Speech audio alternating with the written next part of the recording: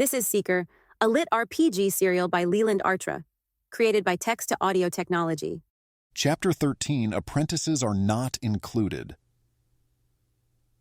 As Aiden ran through the deepening twilight, more questions swirled than answers. He recalled the nobleman's palpable recognition and loathing, or maybe fear, at seeing Bram.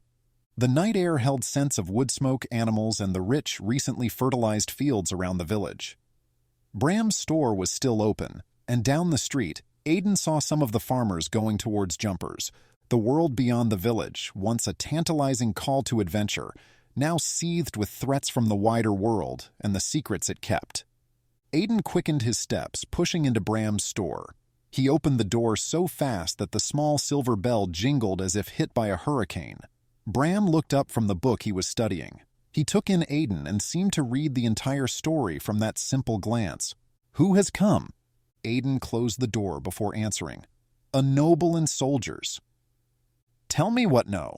Bram put a bookmark into the tome and closed it.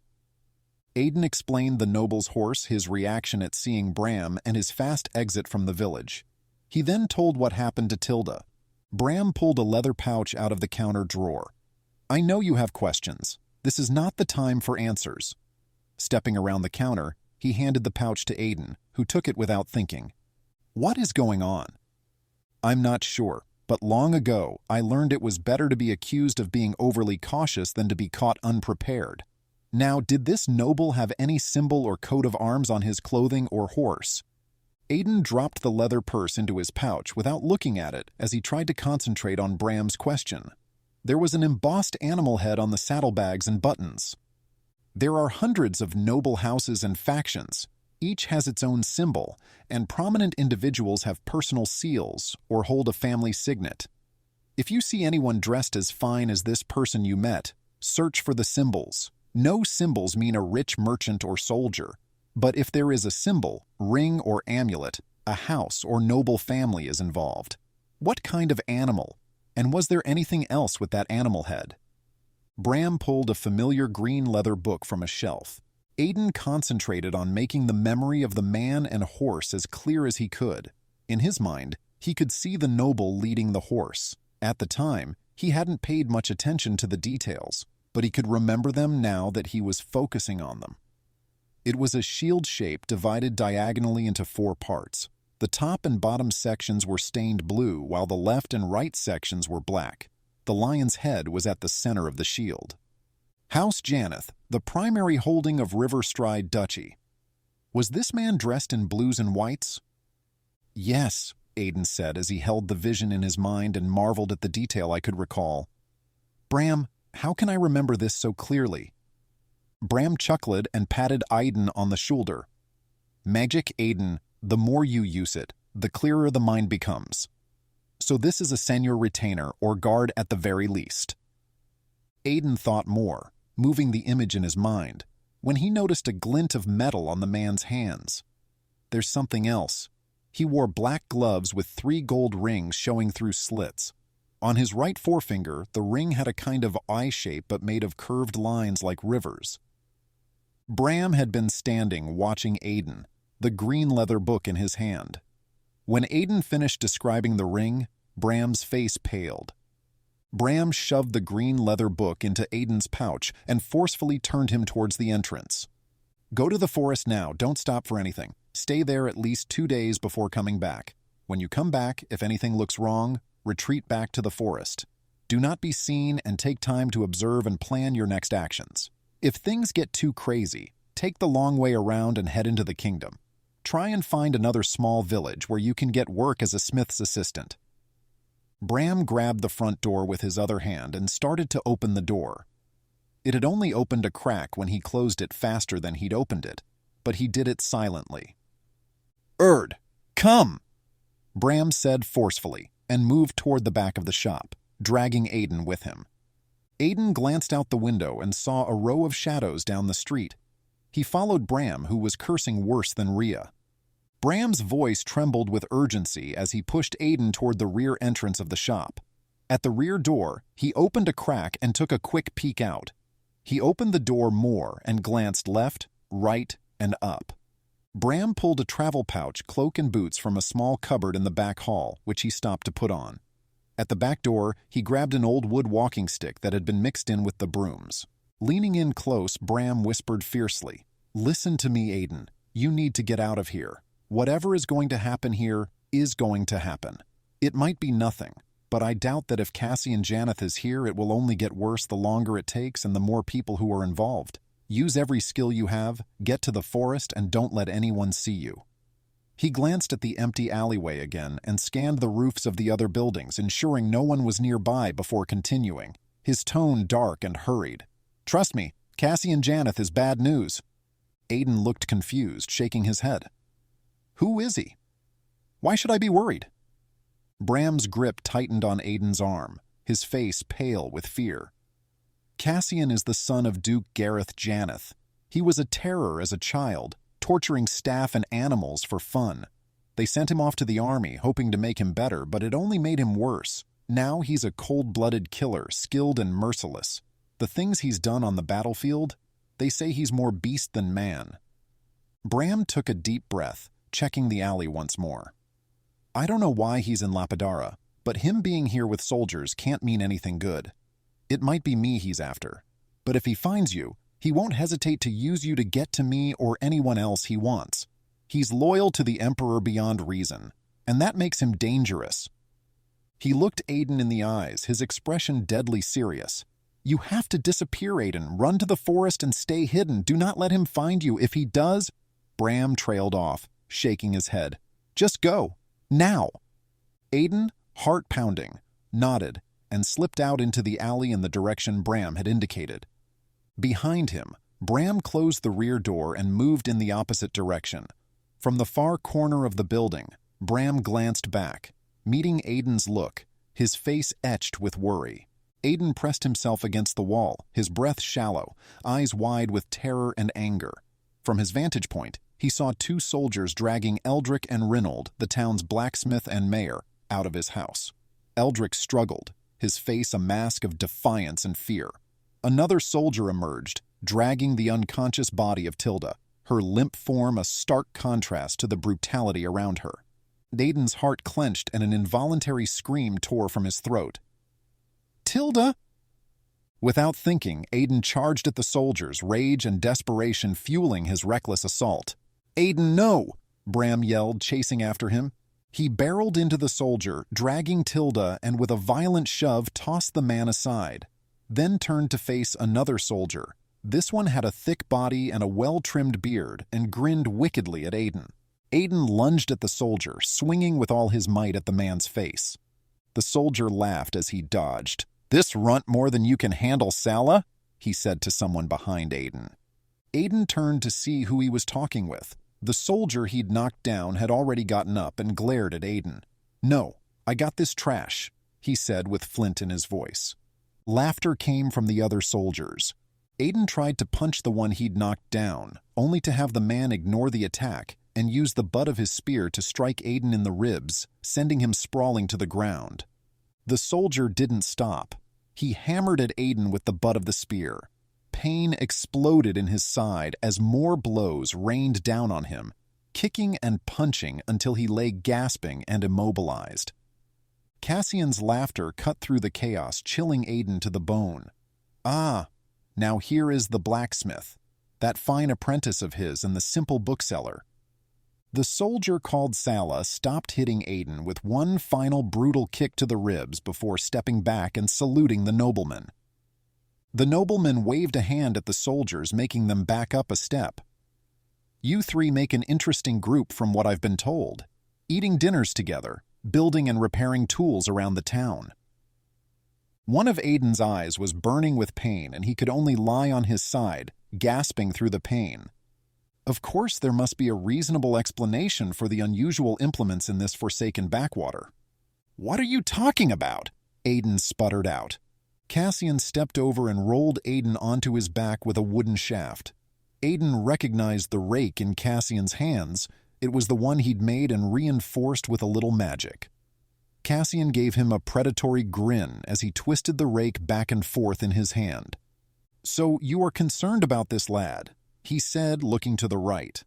Aiden twisted his head following Cassian's glance to see Bram standing at the alley entrance with 4 guards, blades drawn around him. Squatting down, Cassian lifted the flap on Aiden's shoulder pouch and looked inside. Reaching in, he pulled out the green leather book. Not just a blacksmith's apprentice. Ah, Bram, a real shame. You were ordered to not teach. He looked at Bram with a sneer. Kill them all and burn the whole village to the ground. The soldiers raised their weapons, ready to execute Cassian's orders. But Bram, his face a mask of desperation and fury, reacted beyond anything Aiden could have imagined. Bram's eyes blazed with a fierce otherworldly light, and he raised his hands, chanting words of power. Cassian swore, dropping both rake and book as he jumped back. He moved with the grace of a dance, ending in a defensive posture. A bolt of lightning erupted from Bram's outstretched hands, leaping from soldier to soldier with a deafening crack. Each man it touched convulsed and fell, smoke rising from their armor. Cassian, with a flick of his wrist, conjured a shimmering magical shield that absorbed the brunt of the attack, leaving him unscathed. "Impressive, Bram," Cassian said, his voice dripping with mock admiration. "But not enough." The air crackled with energy as the 2 men squared off. Cassian drew his sword as Bram summoned another spell, this time sending a wave of fire toward Cassian. Cassian deftly sidestepped, his movements unnaturally fast, and retaliated by stepping up to Bram, thrusting his sword at Bram's gut. Bram conjured a barrier of shimmering light to deflect the assault, but Cassian used the momentum of his sword bouncing away from Bram to bring himself into a guard position facing Bram. Aiden struggled to rise, but he could only watch the battle. Bram's power was formidable, and his spells were a dazzling display of elemental fury.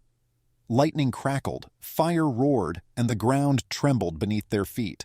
But Cassian moved with deadly grace, his chainmail glinting under his fine blue and black clothing, enchanted to resist magical attacks.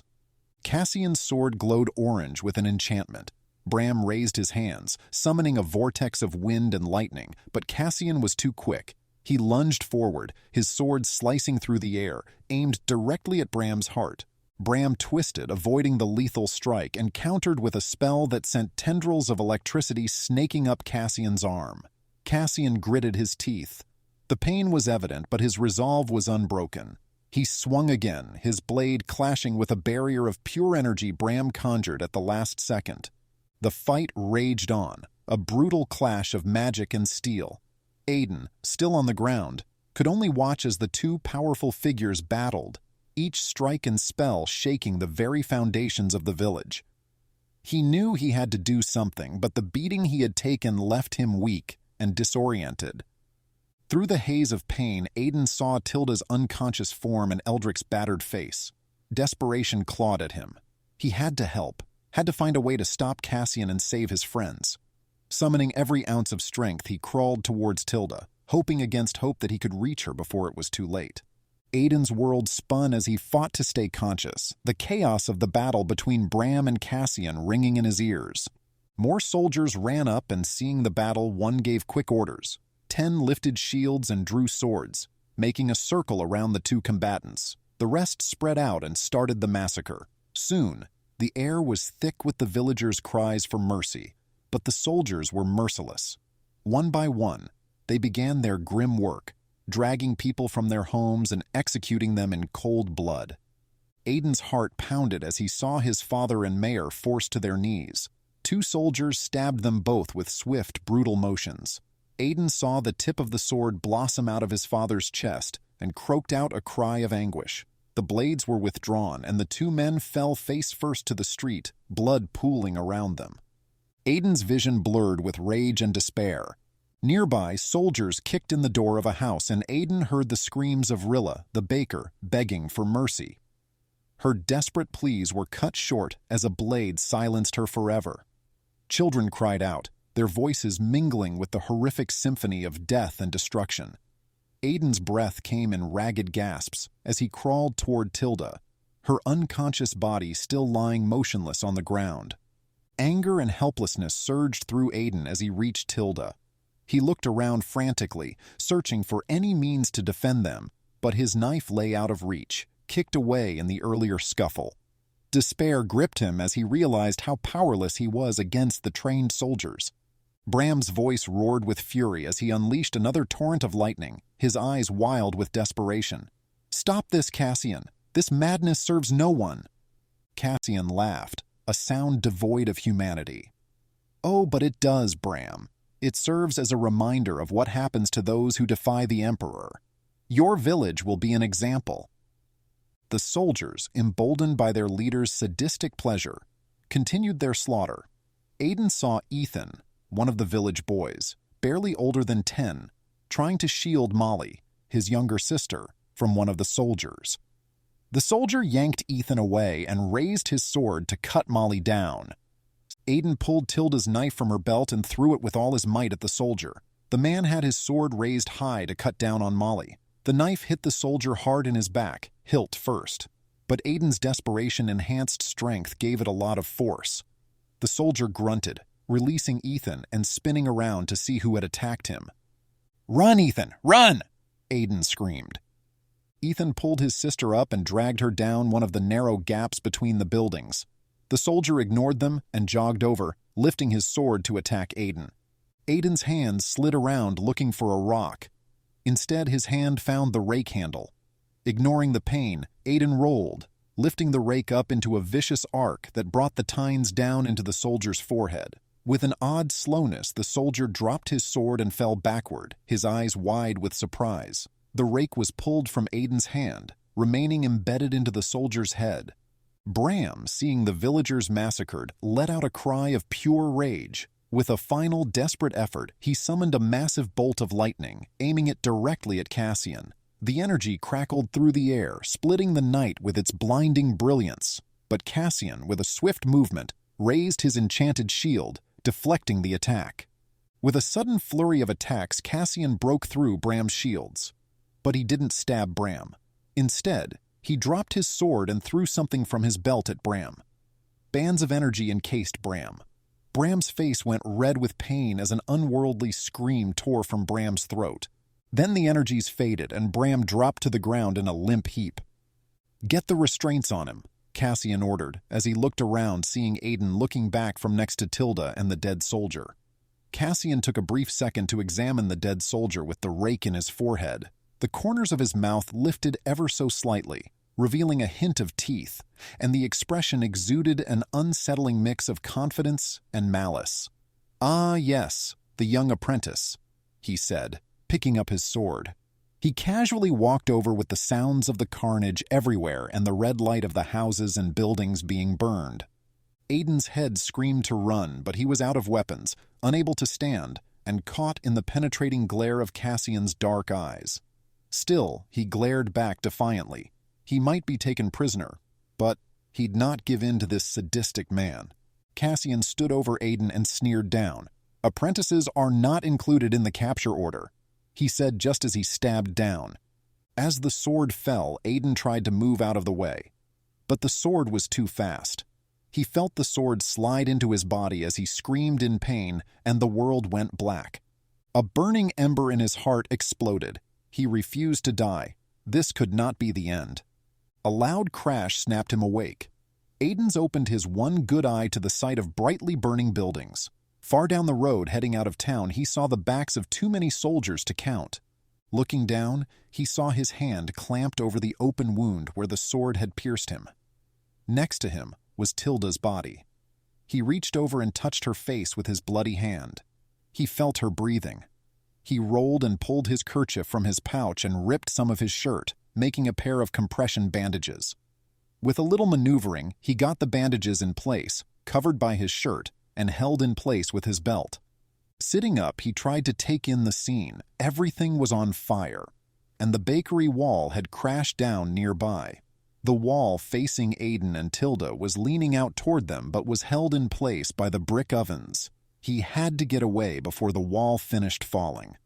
Aiden forced himself to his knees. Pausing to breathe, he realized he was wheezing and spat some blood out. On the ground next to his hand was the green leather book. He took a second to slip it into his shoulder pouch and then forced himself to stand. Looking at the burning bakery's leaning wall, he knew he had to move. Ignoring the pain, he bent down and grabbed one of Tilda's legs. With cries of pain, he began to drag her toward the forest. He managed to get out of the heat of the fire and into one of the many fields before falling to his knees, the world spinning and again going black. Want more? Check out reamstories.com/seeker. Thank you for listening to our podcast. Your review would be greatly appreciated as it helps future listeners discover new episodes and supports the algorithms in recommending more content you'll love. Your feedback truly makes a difference. These audio readings are produced with text-to-audio technology to keep costs down. To support producing these with greater quality and frequency, leading to the ability to use voice actors, there are two options. Option 1, and my personal favorite, go to reamstories.com/seeker and follow or subscribe to get early access, participate in the amazing community of listeners and fans, and thus support the writing, editing, and audio production. Or, Option 2, go to patreon.com/LARTRA and become an audio production patron. Subscriptions sustain the serial writing projects and all their associated costs. Again, thank you for listening. I hope you've enjoyed this audio production.